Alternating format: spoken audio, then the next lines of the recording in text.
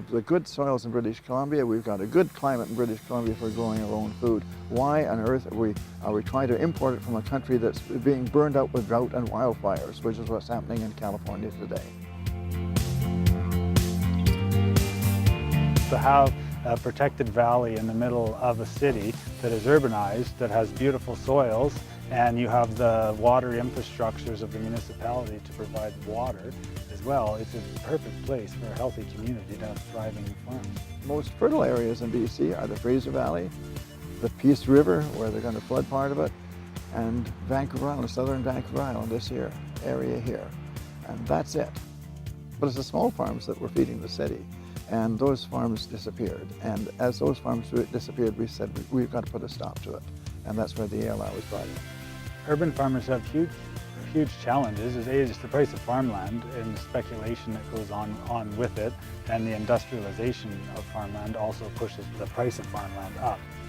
The Royal Oak Golf Course closed down 2 years ago. They said it wasn't viable anymore, and they've applied to Saanich to have it removed from the ALR.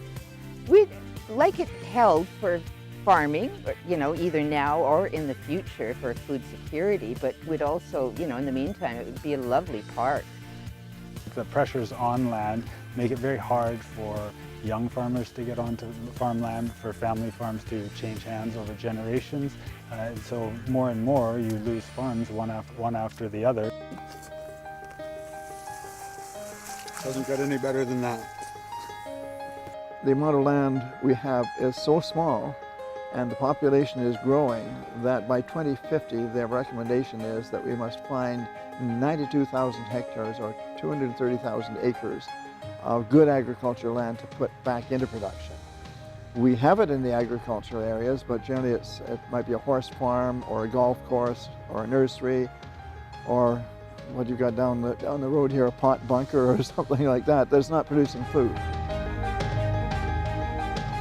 For a very long time now, residents of Saanich have been working with local government to develop a farmlands trust. It was actually one of the original visions of Saanich that when farmland became available, Saanich municipality would buy it and then later on lease it out to farmers.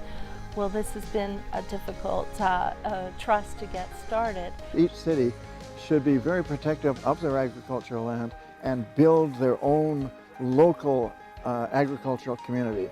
What we're doing in Richmond, we've worked with Kwantlen University. The city bought a piece of property in the center of Richmond, and Kwantlen has set up a farm school on the property.